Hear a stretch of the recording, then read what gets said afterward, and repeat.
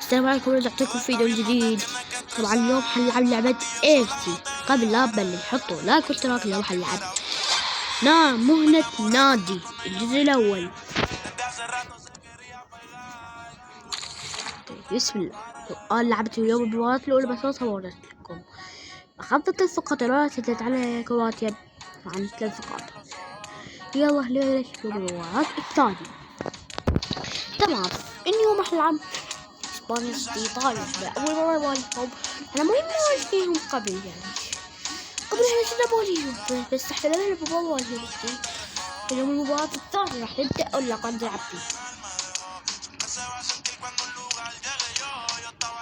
أحبة الكرام في كل مكان، هذه تحياتي لكم أينما كنتم. في ملعب دورتموند نلتقي حيث تقام هذه المباراة وسط حضور مميز وأجواء جميلة. معكم محدثكم فارس عوض من كابينة التعليق، وعندنا هنا مباراة في الجولة الثانية من مرحلة المجموعة لبطولة ويفا يورو 2024. إسبانيا في مواجهة إيطاليا. مباراة مهمة لأصحاب للتأكيد على البدايات القوية بعد الفوز في الجولة الأولى. مهم جدا استغلال الدعم الجماهيري في تحقيق 3 نقاط أخرى تساهم في تعزيز وضعية الفريق داخل المجموعة. هاي حلوة حلو جول أمام المرمى. يا رب، مستحيل التصدي. أي إنقاذ من حارس المرمى. كرة كانت غريبة لكن مرونة غير عادية. نجح في أن ينقذ مرماه. فرصة هدف محقق. دي لورينزو يصل الكرة ويبعدها في هذه اللقطة. جاء تمرير حلو. لعبت التمريرات الصغيرة. ما نقولنا كرة مع فيران توريس. فنات التوري أعطي تمريرة. فرصة خطيرة للتقدم في النتيجة. والهدف الأول في المباراة يأتي. لا يمكن الصمود أمام كل هذا الهجوم. أجواء خيالية. الهدف الحلو. هدف مستحق بعد ضغط كبير من أجل التسجيل. هدف أول في المباراة. تقدم الآن بهدف مقابل لا شيء. ليش لا ترجع؟ يعني طبعا الهدف الأول بالبطولة نادي فريق. كرة تصل لفيران توريس. حط لك خطيرة عن هذا في 50,000 مشترك وتوقف الجزء الثاني. من أجل أقول لكم ثاني مشترككم نظرة جديدة ما أكذب عليكم من خلال الإعادة. شوف التمركز السليم، شوف التوضع أمام المرمى في انتظار وهذا الأسطورة مسافة قريبة. أكيد الهدف مضمون. كمل. إذا عودة للمباراة مشاهدينا الكرام، والنتيجة الآن هدفين مقابل لا شيء.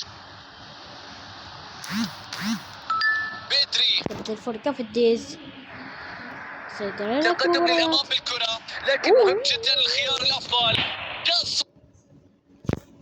افتقدت إلى الدقة ومرت بالسلام على المرمى. دوراروا الله دوراروا دخل عليك هدف. باريلا حكم لا تسويش. الكرة تعود مع منتخب إسبانيا. يا حكم يحتسب الحكم، لكن الكل ينتظر القرار التأديبي. يا ربي شو السالفة؟ حلوة الفارو موراتا. كرة مع توريس فرادو. فرصة لتوريس. جيب سجل. موراتا حكم ركلة جزاء. باريلا أدري ايش وقع. ضاعت السيطرة من الفريق.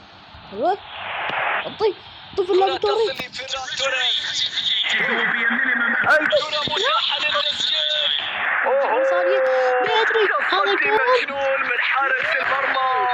العارضة تتدخل واللعب يستمر. هو صفر السير هذا.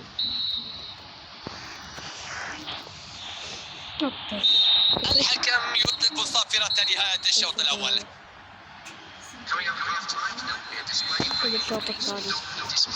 الشوط الثاني من المباراة ينطلق الآن بصافرة حكم المباراة. خلينا نرجع شوية عليه. يعطي تمريرات عشان عمود اللعبة تكون أحلى وأجمل. مو بسرعة على الطريق لا عنده توريس. موراتا 13 فات اللاعب دور أسطوري. والله هل بيكون يجب التبديل الفرق. شوف الهجمة حلوة. شوف الله يعافيكم. يلا تمركم على تسوية خليج السيارة اللي تركب بس في جواهر على الحي الأول والثاني. بدك ايش راح تركب 16 يجوا على الحي. بعدها أوقف بس أجيب مدارس ما أدري ليش. جورجينيو الفارو موراتا. اوكي دوري رونالدو الفارو موراتا 0-4 يلا ابلع هذا 4 ايطالي جاي تصل عندنا اهداف ايش مالي والله ابلع على هدف. ثم أتت كرة الهدف التي كانت قريبة من المرمى ولا يمكن إهدارها. إذا ما سجلت الخامسة 6 إيطاليا تبقى خسرت ذاك اليوم 6. واو إيطاليا خسرت ذاك اليوم 6-0. بديناهم يا خلينا لهم يا 8-0 بدنا عنهم. هدف هم ضايعين وساكتين ولا يشوفون شيء. ابعاد لهذه الكرة خلصها من مناطق الخطر. يوه شان ما يلعبوا خطيرة عن بيدري بالزاوية 90 بالزاوية 90 بالزاوية 90 شوف اتحداك تجيبها انت يا عزيزي المباراة. هاي بالزاوية 90 بيدري اللي جاب هذا الهدف. أريدك لو أنت تصور فيديو هسه عرضية بزاوية 90 بس في اليورو. إذا عندك مدرب أبطال أوروبا عادي جيبها لو بالريال لو برشلونة ما يفرق. بس كرة مع فيران توريس حلوة يتحرك بالفرصة لوضع الكرة في الشباك. فرصة خطيرة متواصل بعد هذا التصدي. سلم لي لا يا سلمنا عليك. كرة تخرج إلى ضربة ركنية بعد أن لمست المدافع. لأنه بس تتم المباراة راح أطفي التصوير واكتب الجزء الأول من مهمة فريق. فرصة هدف الآن. أوه دفعت ركنية ثانية ركنية حلوة ركنية عرضية. سجل لا كرة خطيرة على المرمى. يس يا حبيبي يس بس شوف هذا الهدف. شوف هذا الهدف 0-6 والله يا ولدي ضاع من الزاوية العليا الزاوية 0-6. الكرة كانت من مسافة قريبة. بقول لك احسب راح اجيب بس 0-7.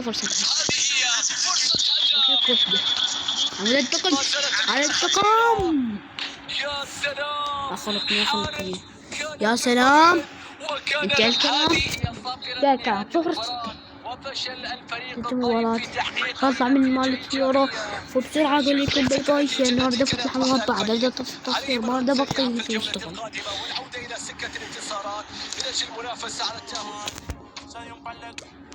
لستلم بطلع من التصوير بعد صاحية ما كنت نستلم. شكرا متابعيني وهذا يوم التصوير مع